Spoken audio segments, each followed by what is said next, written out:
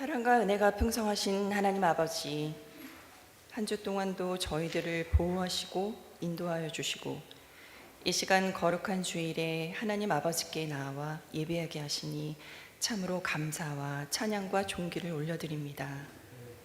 온 마음과 정성과 힘을 다해 예배하오니 기쁘게 흠양하여 주시고 이 예배를 온전히 받아주시옵소서. 주님, 우리의 수고가 헛되지 않도록 늘 복을 주시고 열매를 맺게 하신 것에 감사함을 알면서도 때론 그 감사를 잊고 살아왔던 우리들의 허물을 용서하여 주시옵소서. 혹독한 겨울의 시련과 아픔을 겪고 나서야 그간 우리들의 평범한 일상이 얼마나 감사하고 소중했었는지 모릅니다. 아침에 일어나 하루를 시작하고 식사를 하고 일을 하고 사람들을 만나고 또 이 시간 주님께 나와 예배하는 이 평범한 우리들의 일상이 하나님께서 우리와 함께 하시는 특별한 기적이며 사랑이며 은혜임을 알게 하옵소서. 작은 것에 감사하고 그것의 소중함을 느끼며 그 일상이 은혜임을 알고 깨닫는 이 예배의 자리가 되게 하옵소서. 주님, 믿음의 공동체인 이 교회를 위해 간구합니다. 주의 교회가 이 세대 속에서 거룩한 기도의 등불로 밝히 서게 하옵시고 말씀의 진리가 견고히 세워지며 세상의 소망 되신 예수 그리스도를 담대히 전하는 복음의 통로가 되게 하옵소서. 교회의 모든 사역자와 봉사자와 선생님들에게 성령 충만함과 하늘의 지혜를 허락하시어 맡겨진 말씀과 양떼를 바르게 인도하며 돌보게 하시고 말씀을 받는 성도들의 심령마다 은혜가 충만케 하여 주시기를 원합니다.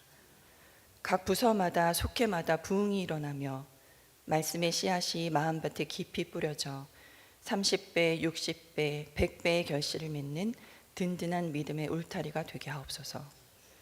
또한 자라나는 아이들, 유스, 장년에 이르기까지 말씀과 기도로 무장되어 하나님의 전신갑주로 세상 유혹에 흔들리지 않고 오직 믿음의 반석 위에 굳건히 서게 하옵소서.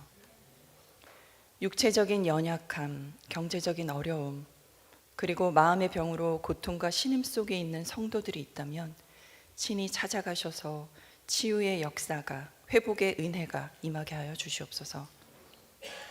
주님, 이 시대를 살아가는 모든 지도자들에게 정의를 물같이, 공의를 하수같이 흐르게 하시며 지혜와 분별력을 허락하시어 군림하기보다는 섬기는 자가 되게 하시고 어렵고 힘든 상황 속에서도 바른 길을 가는 참된 리더가 되게 하여 주시옵소서. 주님, 이 시간 말씀 가운데 하나님의 임재와 은혜가 온 마음으로 충만케 되는 귀한 시간이 되길 원합니다. 전하는 이에게 지혜와 명철을 더하시고 듣는 이에게 그 말씀이 귀한 열매로 자라나 하루하루 살아갈 때 신앙과 믿음의 귀한 영양분이 되어 그것이 우리들의 삶 속에 영육간의 강건함으로 자리 잡게 되며 더 나아가 굳건한 반석 위에 굳건한 믿음이 세워질 수 있게 되기를 원합니다. 예배를 위해 보이지 않는 곳에서 헌신하는 수고의 손길들을 기억하시고 축복하여 주시기를 원합니다. 모든 예배 순서를 돕는 이들의 섬김을 기쁘게 받아주시며 그들 또한 기쁜 마음으로 섬길 수 있도록 마음의 평안을 허락하여 주시옵소서. 모든 감사와 영광을 오직 하나님께만 올려드리오며 이 모든 말씀 주 예수 그리스도의 이름으로 기도드립니다.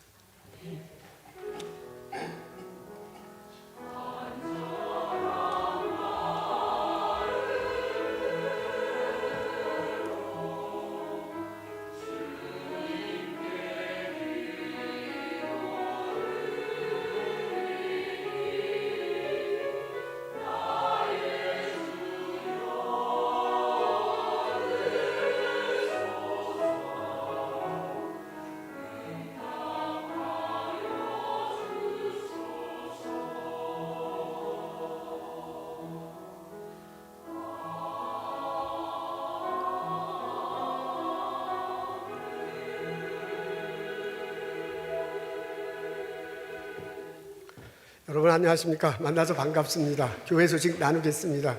어제 여선교회 수련회 있었다고 들었어요. 아주 재밌었다고 들었는데 맞습니까?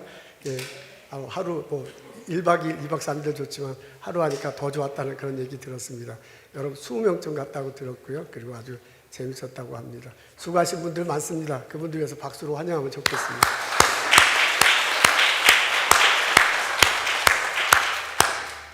강주영 집사님 따님하고 온 것 같아요. 제가 잘 안 보이는데 맞나요? 유니스가 온 것 같은데 그러나요? 네, 따님하고 같이 왔고요. 대학생 이렇게 와주셔서 감사해요. 우리 한결 형제는 지금 3개월째 꾸준히 잘 다니고 있습니다. 이렇게 어른 예배에 이렇게 청년들이 참석해 주셔서 너무너무 감사해요. 이거 격려하면서 우리 자녀들 위해서 같이 박수하면 좋겠습니다. 어서 오십시오. 만나서 반갑습니다. 오늘 김원욱 권사님 꽃 예쁘게 이렇게 해놓으셨군요. 그 두를 때 보니까 여러분을 환영합니다. 그 팻말이 좀 시원하게 머리를 깎았는데 우리 박찬모 집사님 수고하셨다고 합니다.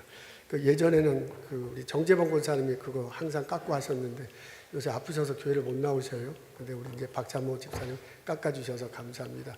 여러 가지로 이모저모로 교회를 위해서 봉사해 주시는 분들이 참 많아요. 우리 감사하는 박수하도록 하겠습니다. 만나서 반갑습니다. 우리 일어나서 인사 나누도록 하겠습니다. 주님의 이름으로 환영합니다. 축복합니다. 어서 오세요. 어서 오십시오.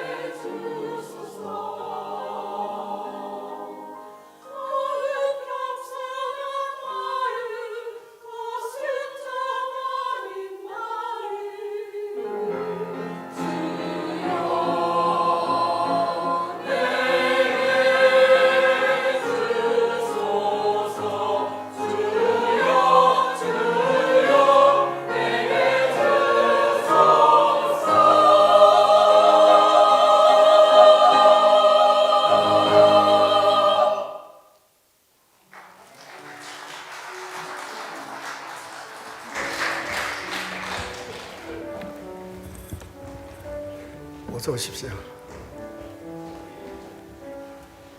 감사합니다. 큰 은혜가 됐습니다.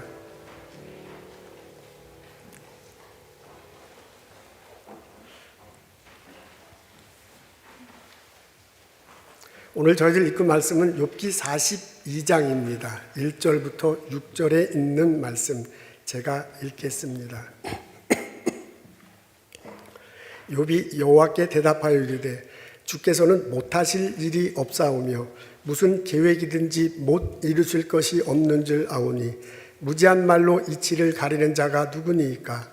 나는 깨닫지도 못한 일을 말하였고 스스로 알 수도 없고 헤아리기도 어려운 일을 말하였나이다. 내가 말하겠사오니 주는 들으시고 내가 주께 묻겠사오니 주여 내게 알게 하옵소서. 내가 주께 대하여 귀로 듣기만 하였사오니 이제는 눈으로 주를 배웠나이다.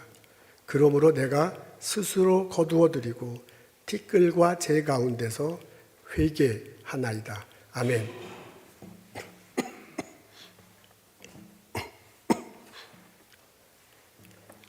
기원 2000여 년 전 이스라엘 땅 사해에 욥이 살고 있었습니다.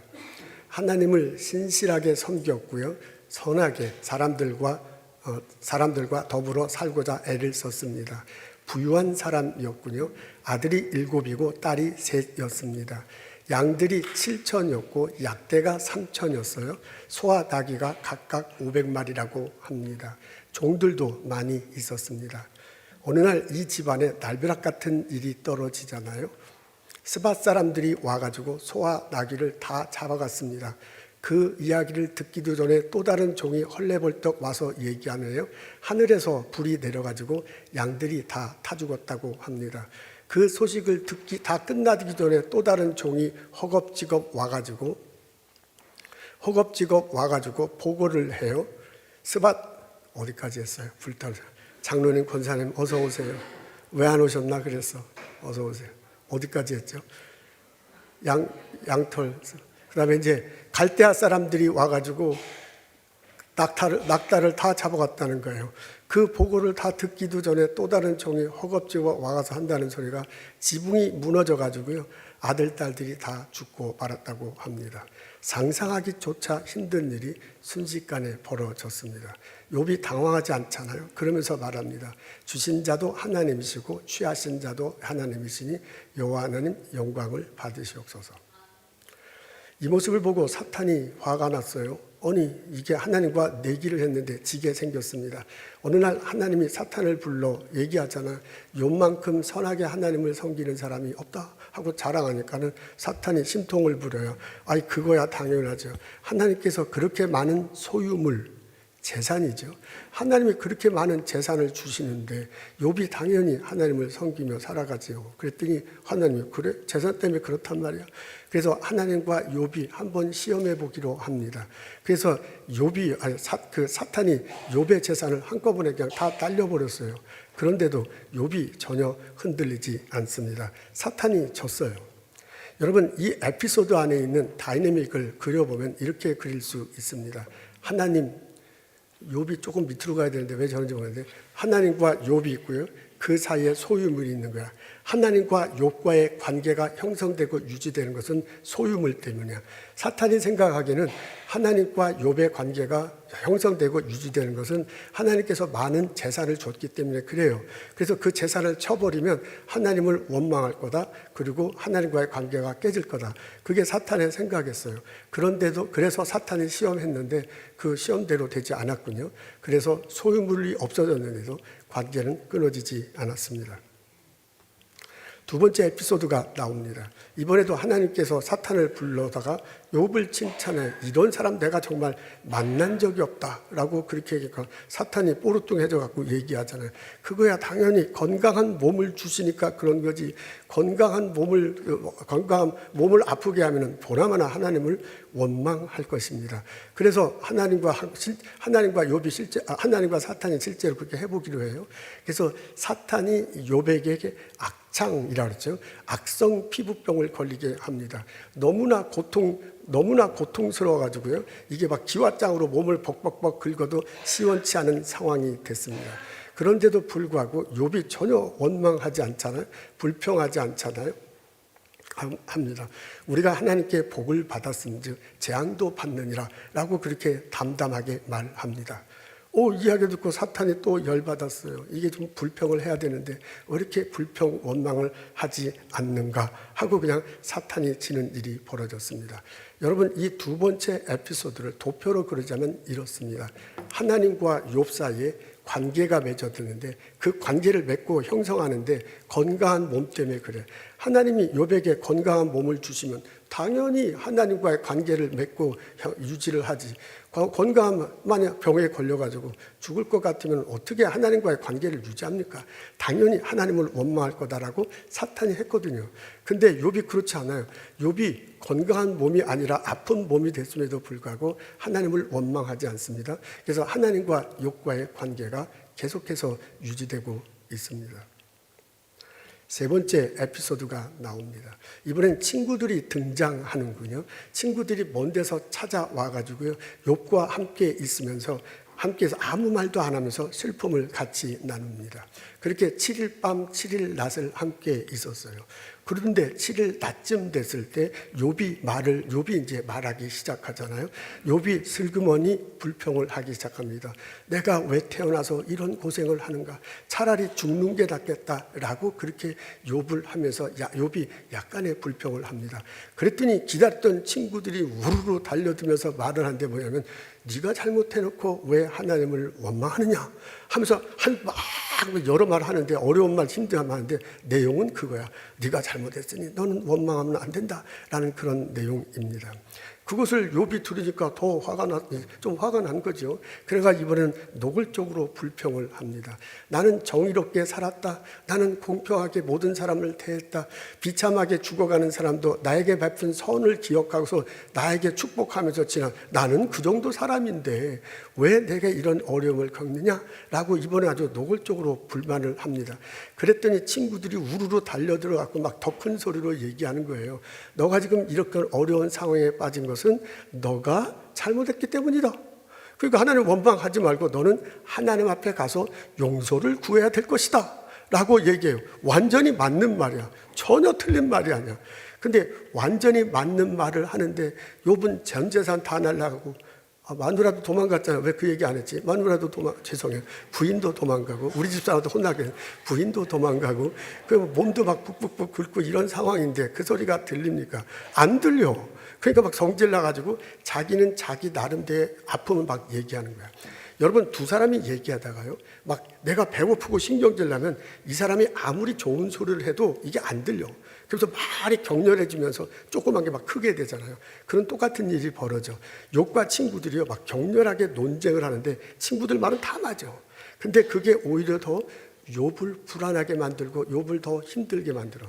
그래서 욥이 자기를 방어하다 보니까 자기도 모르게 나는 의로운 사람이다 라고 그렇게 말하는 지경까지 이릅니다. 처음에 욥은요 전혀 불평하지 않았어.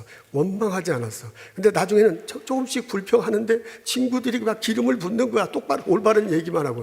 그러니까 그 말을 하다 보니 자기도 서럽잖아요. 내 신세가 왜 이러냐. 차라리 죽는 게 낫겠다. 그렇게 말하면서 원망을 좀 하다가 나도 모르게 나는 의로운 사람인데 어떻게 해서 이런 일이 벌어진 거냐라고까지 말을 합니다. 그게 욥기 32장 1절 2절에 나와요. 앞에 있습니다. 욥이 스스로 의롭게 여김으로 그 세 사람이 대담이 그침에 이 욥과 친구 얘기가 막 왕창 나오고 친구 얘기가 다 옳은 얘기이기 때문에 우리 이거 잘 몰라.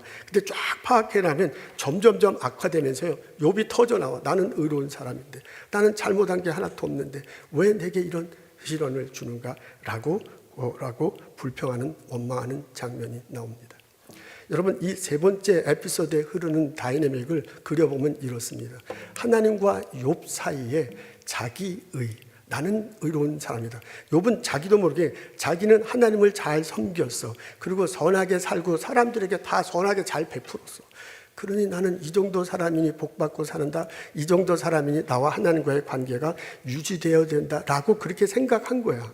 그게 밑바탕 깊숙한 곳에 있었어요. 겉으로는 드러나지 않아.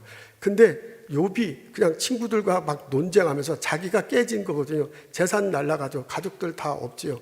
그리고 막 몸도 아프죠. 그런데 친구들이 옳은 말 하면서 자기 자존심을 막 깨니까 내가 막 부서지는 거야. 그러면서 내 몸속 깊숙한 곳에 튀어나온 거예요. 나와 하나님과의 관계가 이렇게 형성되고 유지되는 이유는 내가 잘 섬기기 때문이다. 내가 하나님을 잘 예배하기 때문이다라고 자기도 모르게 그렇게 생각하고 있었던 거예요. 원래 그런 생각 안 했어. 원래 그렇게 산 사람이 아니야. 근데 이게 그 사람의 옷 입은 거, 재산 뭐 이런 걸로 다 가려다가 몰랐는데 다 벗겨지려고 하고 다 깨져나니까 속에서 드러나요. 자기의야. 내가 하나님과의 관계 형성하고 있는 건 내가 선하게 살았기 때문이다 라고 말하는 지경에 이르게 됩니다.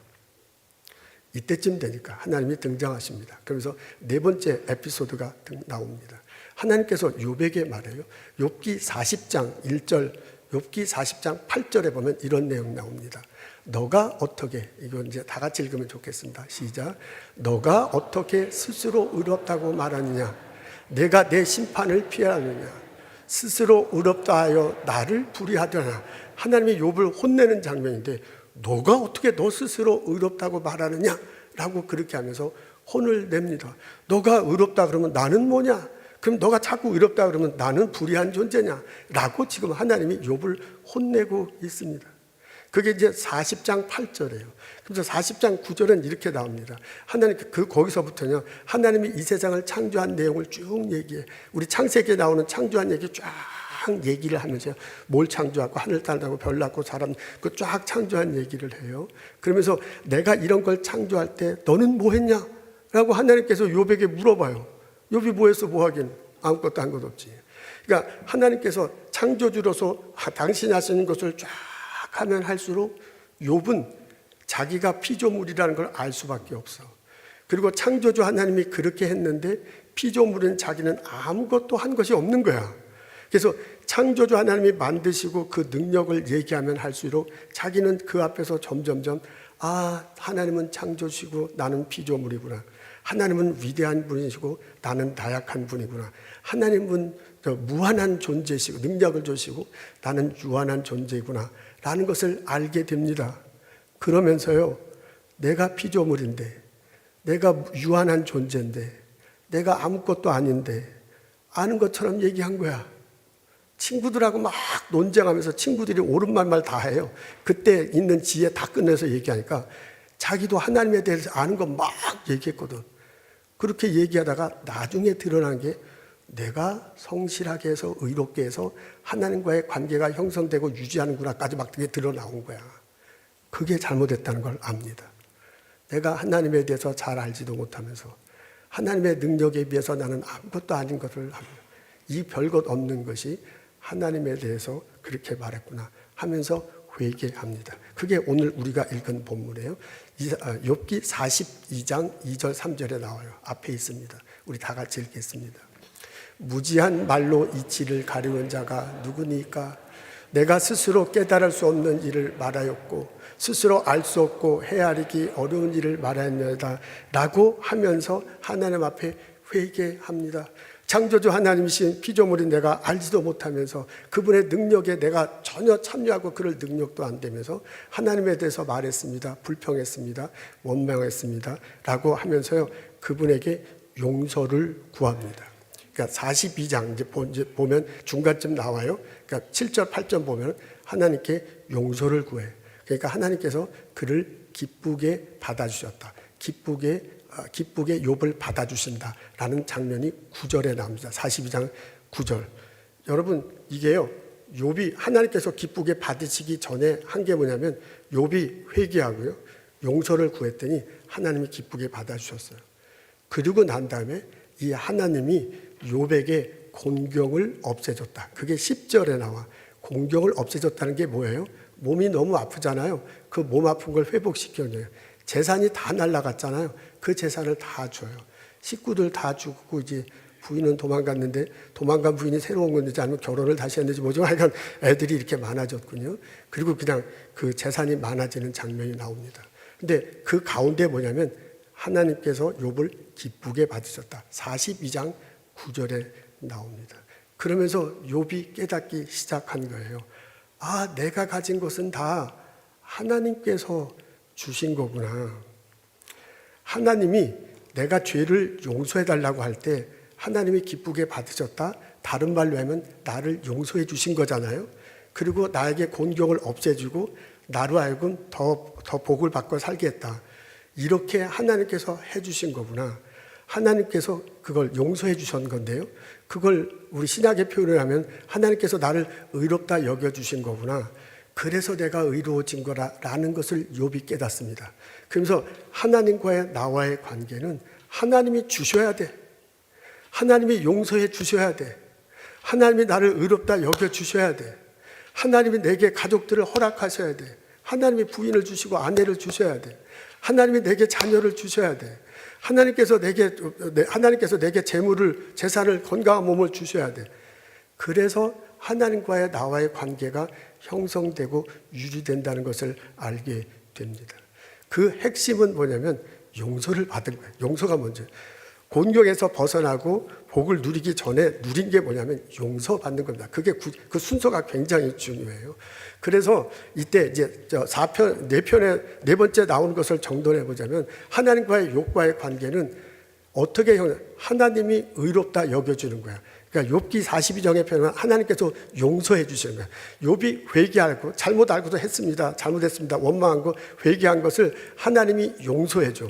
그걸 이제 신약에서는 의롭다 여겨준 거라 하잖아요.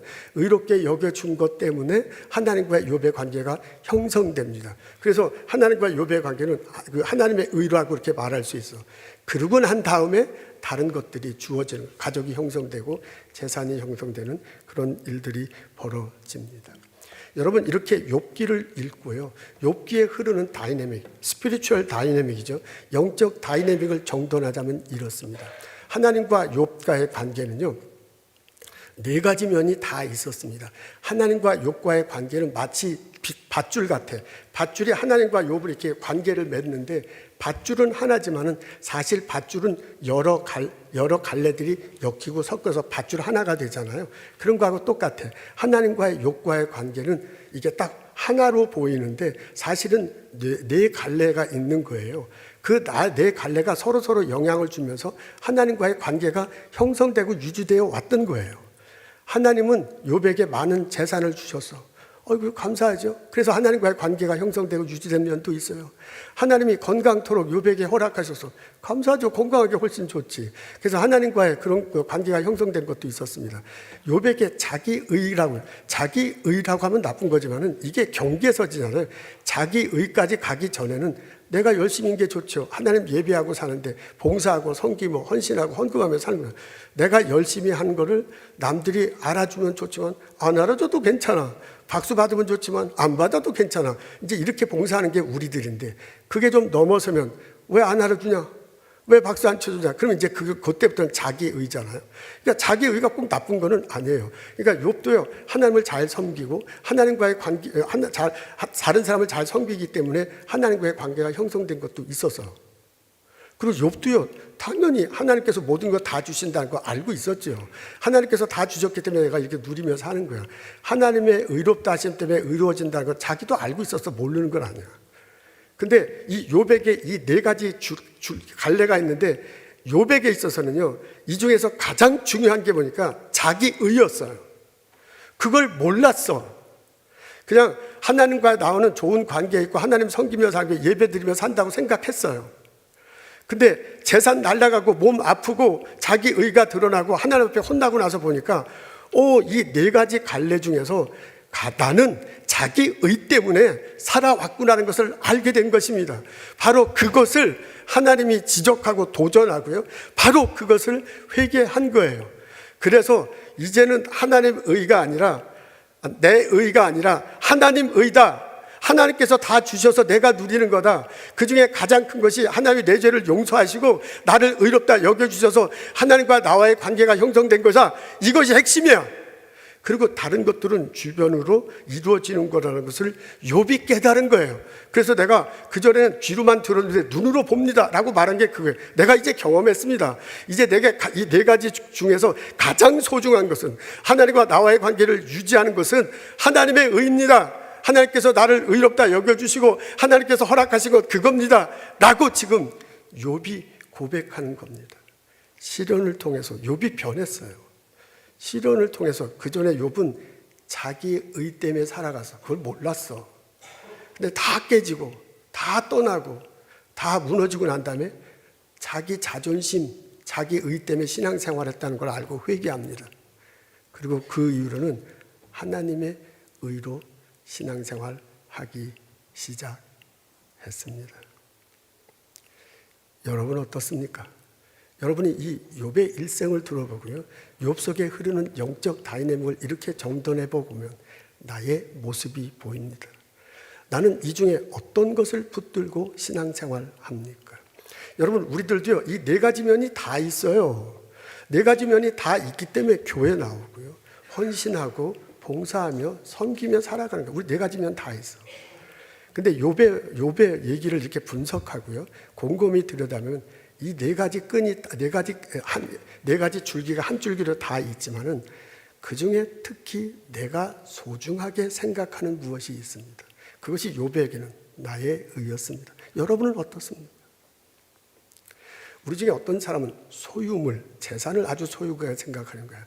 하나님 믿으면 복을 받는다. 하나님께서 많은 것들을 주신다. 그래서 재산이 많아. 돈 많이 벌었어. 좋죠. 얼마나 감사해. 그리고 막 내 자녀들이 좋은 대학교 나오고 좋은 회사에서 막 승진하고 살아. 얼마나 좋아. 난 큰 집에서 살고 남보다 더 좋은 차를 갖고 다녀. 얼마나 좋아. 그렇게 하나님께서 재산을 허락하시기 때문에, 많은 소유물이 있기 때문에 하나님과 나와의 관계가 형성되고 유지되는 분 있습니다. 우리 중에 어떤 분은 건강한 몸 때문에 하나님의 관계가 형성되는 분들도 있습니다. 나 건강해. 이제까지 80, 90이 됐는데 운전하고 오니 얼마나 감사해. 그렇게 건강한 몸을 주신 하나님 때문에 너무 감사해요. 그리고 내가 아팠는데 하나님께서 고쳐주셨으니 얼마나 감사해. 그래서 하나님과 나와의 관계가 형성되고 유지되는데 아주 중요한 역할을 한 게 건강한 몸이에요. 하나님께서 고쳐주셨다.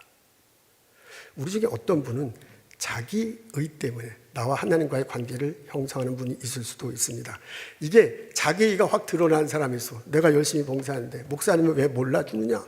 그런 분은 우리 교회는 한 명도 안 계세요. 이제 그런 분은 없는데, 이게 자기 의가 밑에 있습니다. 그래서 나중에 막 자기 자존심도 깎이고 막 다 털리면 막 이게 막 드러나는 거야. 욥처럼 딱 그렇게 돼요. 근데 이게 자기 의가 밑에 있어갖고 그것 때문에 하나님의 관계가 형성되고 유지된다는 걸 평상시에는 잘 몰라. 특히 목사님, 장로님, 열심히 신앙생활하는 권사님들이 자기 의에 갇혀서 하나님과의 관계를 형성하니까 굉장히 쉬워요. 나는 안 그렇습니다. 몰라줘도 괜찮습니다 하고 봉사는 하지만 누군가가 알아줬으면 좋겠고 누군가가 알아주지 못하니까 화가 나는 거야. 그게 막 폭발해 볼 때 그 내 밑에 속에는 자기 의에 갇혀서 그래. 내가 그럴 수도 있어요. 감사하게도 우리 중에 누구는 하나님의 의 때문에 신앙생활하는 거야. 나와 하나님과의 관계는 창조주 하나님이 피조물 하나님 나에게 다 주셨다. 그 하나님이 내 죄를 용서해 주셨다. 그 하나님이 나를 의롭게 여겨주셨다. 그래서 내가 하나님과의 관계가 형성되고 유지된다고 고백하고 살아요. 그리고 하나님께서 재산 주시면 감사하지만 안 줘도 괜찮아 라고 신앙생활하는 분들도 있습니다. 여러분 어떻습니까? 나는 이 네 가지 중에 어떤 것이 그렇게 소중합니까? 무엇 때문에 하나님과의 관계를 형성하고 유지하며 살아가고 있습니까? 욥이 우리에게 권면해요. 가장 소중한 것은 하나님의 의다.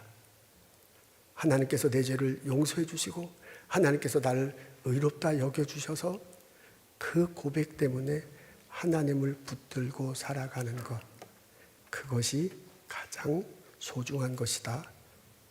욥이 나에게 말합니다. 여러분, 이 도표를 읽고 곰곰이 생각하면 떠오르는 단어가 있습니다. 그게 뭐냐면 은혜입니다. 여러분, 욥기에 나오는 이 구조와 욥기에서 나오는 단어들을 바울의 눈으로 보다보면 욥이 은혜를 누렸다, 욥이 은혜를 받았다라고 그렇게 말할 수 있습니다. 욥기 42장 9절과 10절이 아주 중요한데요. 9절에 보면 하나님께서 기뻐 받으셨다 얘기해요. 근데 기뻐 받으셨다 하기 전에 뭐라 그러냐면 하나님이 친구들에게도 얘기해. 니들도 잘못했어. 그러니까 욥에게 가서 미안하다고 해. 그래서 친구들이 가서 욥에게 잘못했다고 합니다. 욥이 용서해. 그러면서 그 욥이요, 하나님께 나가서 친구들의 잘못도 용서해달라고 구해요. 그러니까 자기도 용서해달라고 구하고 친구들의 잘못도 잘못했다고 용서하고 그래. 그랬더니 42장 9절에 하나님이 욥을 기쁘게 받으셨다 그래요. 여러분, 욥을 기쁘게 받으셨다는 말은 구약에 나오는 표현이야. 회개하고 용서를 구하고 욥이 기쁘게 받으셨다는 말은 바울의 표현으로 하면 회개하고 용서 구하고 의롭다 여김을 받으셨다는 말과 똑같은 거예요. 바울은 그렇게 표현했어. 욥에는 이렇게 나와 있는데, 그러면서 그 바울이 얘기하잖아. 이렇게 의롭다 여김을 받으신 거는 구원을 받은 거다. 다른 말로 하면 그렇게 얘기하면서 그 구원은 오직 하나님께서 은혜로 베푸신다. 에베소서 2장에 막 계속 나오잖아. 하나님께서 은혜를 내려주셔서 우리에게 구원이 이루었다. 그 말입니다. 그러니까 바울 신학, 바울의 눈으로 본다면 지금 욥에게 벌어진 것은 하나님께서 용서를 해주신 거야. 하나님께서 구원해 주신 거야. 하나님께서 은혜를 베풀어 주신 거야. 그래서 이런 일이 벌어지게 된 겁니다. 여러분, 그 다음에 하나님께서 기뻐 받으시고 난 다음에 모든 곤란을 물리쳤대. 그리고 모든 것을 더 복을 더해줬대. 이 말은 뭐냐면 하나님 은혜 가운데서 더 큰 풍성함을 누리게 된 거예요. 바울은 빌립보서에서 얘기하잖아요. 하나님 앞에 가질 때, 믿음을 가질 때 필요한 것을 넘치고 풍성게 해주신다고 얘기합니다. 그런 일들이 이렇게 벌어진 거예요. 그러니까 바울의 입장에서 보면 욥기에서 이렇게 전체적으로 하고 특히 욥기 42장에 나타난 게 은혜를 누린 거야. 욥이 하나님의 은혜를 붙잡고 하나님 은혜를 누리며 살게 됐어요. 하나님께서 내게 의롭다 여겨주시고 하나님께서 내게 구원해 주셔서 내가 하나님과의 관계를 형성하는구나. 그리고 그 하나님께서 은혜 주셔서 내가 건강하고 하나님께서 은혜 주셔서 내게 이렇게 재산이 있고 하나님께서 의롭게 은혜 주셔서 내가 교회 와서 봉사하게 되는구나 라고 눈을 바꾼 거예요. 우선순위를 바꾼 거예요. 신앙의 먼저인 것을 결정해요. 그렇게 살아갈 때 하나님께서 축복하시고 은혜 내리신 것을 볼 수 있습니다. 여러분, 욥의 이야기가요, 바울의 신학으로 표하면 바울이 내게 말하는 것을 들려요. 바울이 우리에게 권면합니다. 사랑하는 성도 여러분, 여러분은 은혜에 붙들려서 은혜를 누리며 살아야 할 것입니다. 내게 가장 소중한 것은 십자가 달시고 부활하신 예수 그리스도입니다. 그분 앞에 나가 내가 회개하고 용서를 구할 때 보혈의 피로 나를 용서해 주십니다. 그분이 나를 의롭다 여겨주십니다. 그분이 나를 구원해 주십니다. 오직 은혜로 여러분을 의롭다 여겨주세요. 그리고 그 예수님이 나를 은혜로 의롭다 여겨주시고 은혜로 내 필요한 것을 채워줘. 그것이 재산이면 재산, 내가 필요할 때죠. 그게 건강한 몸은 건강한 몸 채워주십니다.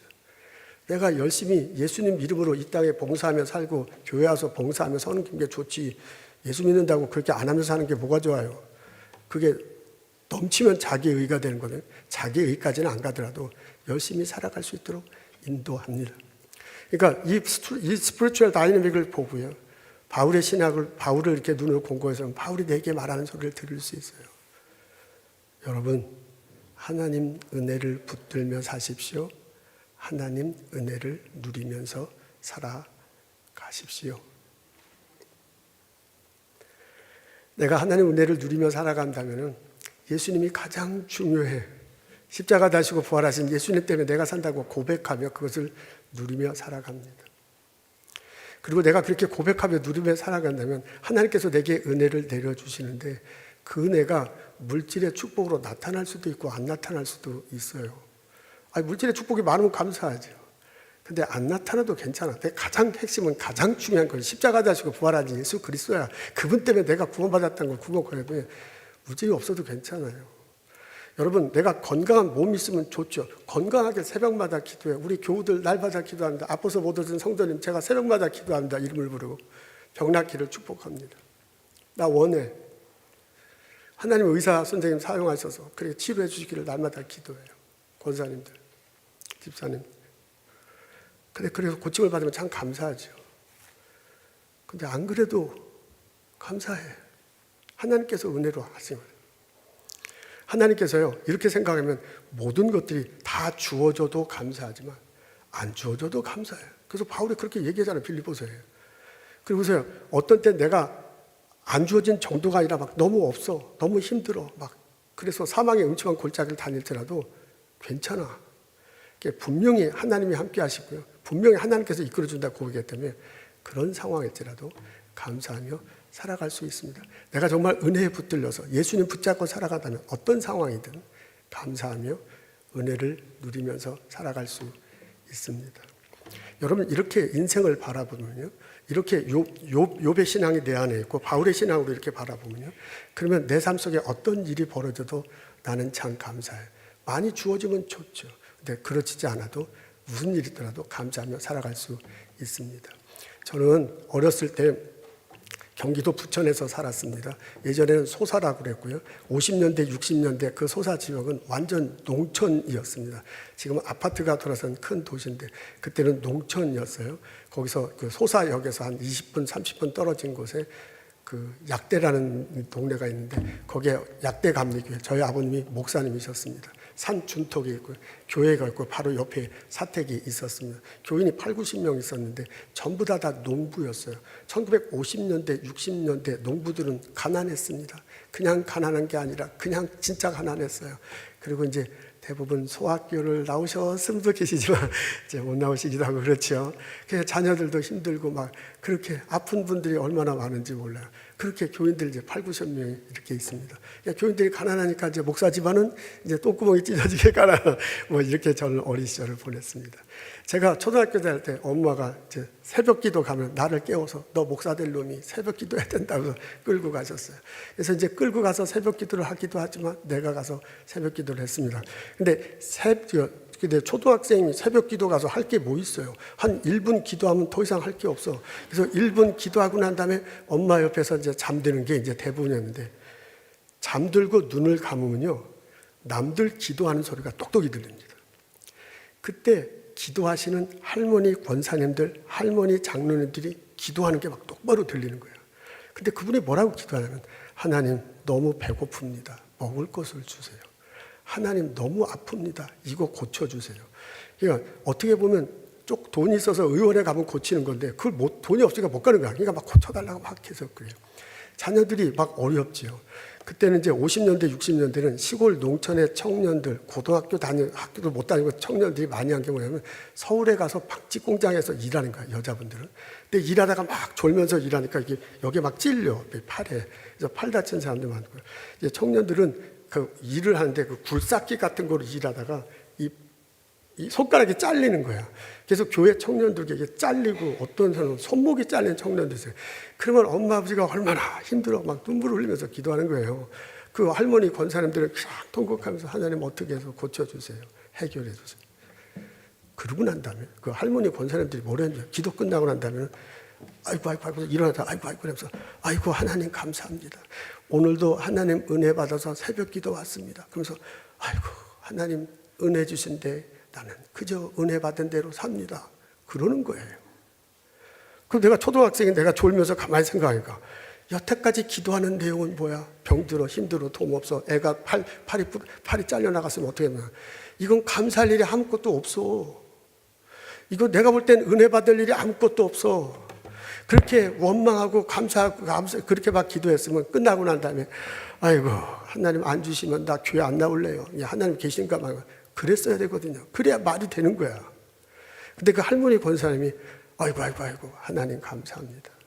오늘도 은혜 주셨습니다. 그저 은혜 받은 대로 삽니다. 라고 얘기해. 저 초등학교 다닐 때 그게 너무너무 이해가 안 됐어. 할아버지 장로님들이 그렇게 말하는 게 너무 말이 안 돼. 근데 세월이 흐르고 제가 그 나이 되다 보니 세월이 흐르고 그만큼 신앙의 연륜이 쌓이다 보니 세월이 흐르고 성경에 있는 그 원리를 깨닫다 보니 이제서야 그 할머니 권사님이 왜 그렇게 말하셨는가, 왜 할아버지 장로님이 왜 그렇게 말하셨는지 이해가 됩니다. 십자가 다시고 부활하신 예수 그리스도, 그분 때문에 내가 그 은혜로 산다고 고백하면 그것에 붙들려 산다고 고백하면 모든 것들이 다 감사해요. 많이 주어졌으니 감사하죠. 안 주어졌어도 감사해. 사망의 음침한 골짜기라도 감사할 수 있다고 고백하는 것입니다. 생각해보면 모든 게 다 감사해요.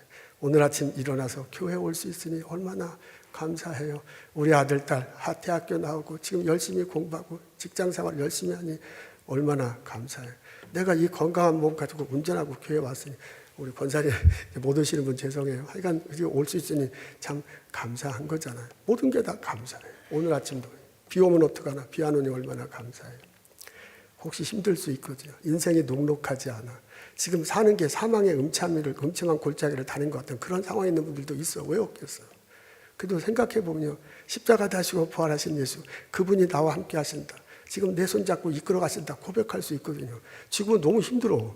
근데 나중에 지내보면 그 힘든 때 하나님이 얼마나 나를 붙잡아 주셨는가, 그것이 오히려 나에게 얼마나 큰 은혜가 되는가 나중에 알게 돼.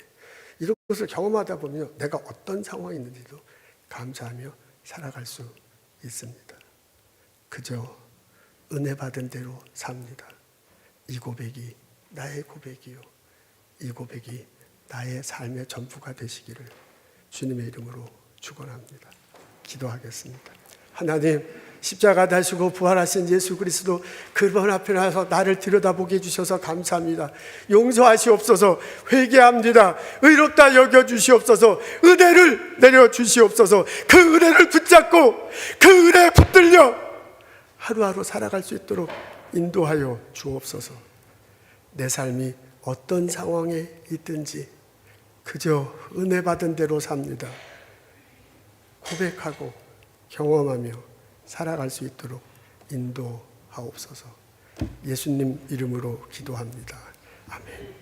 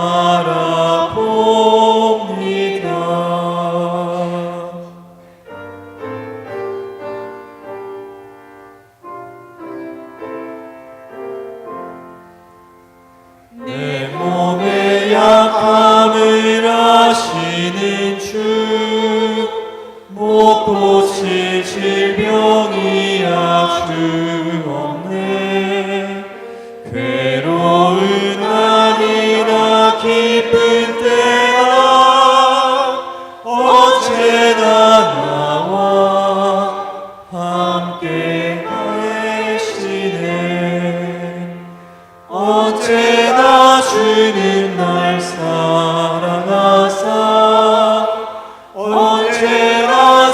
생명 주시나니 영광의 그날에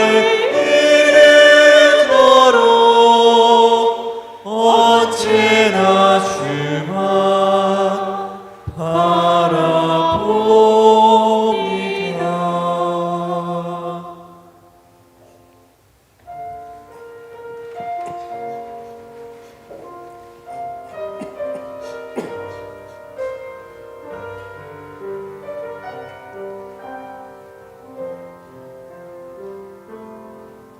내가 누려왔던 모든 것들이 내가 지나왔던 모든 시간이 내가 걸어왔던 모든 순간이 당연한 것 아니라 은혜였어. 아침 해가 뜨고 저녁에 노을 봄의 꽃향기와 가을의 열매 변하는 계절의 모든 순간이 당연한 것 아니라 은혜였어. 모든 것이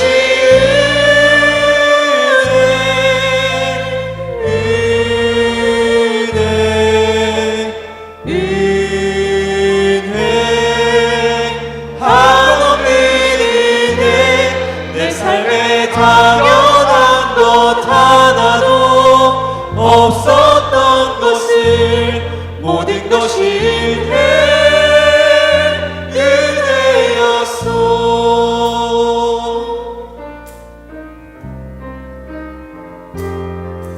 내가 이 땅에 태어나 사는 것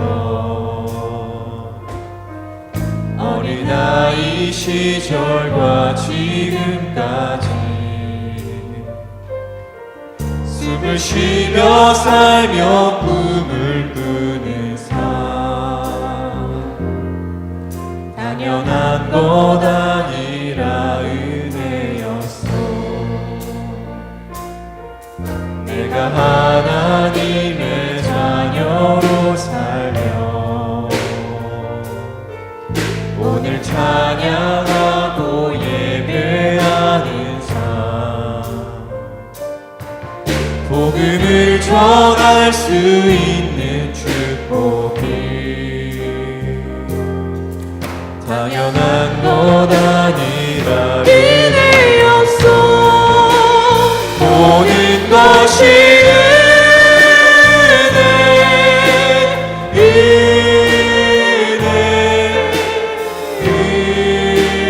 은혜 한없는 은혜 내 삶에 당연한 것 하나도 없었던 것을 모든 것이 은혜였어. 모든 것이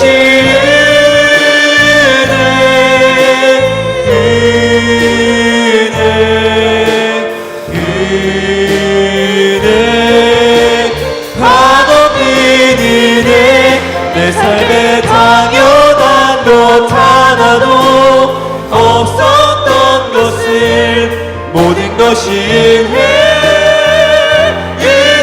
은혜였어. 모든 것이 은혜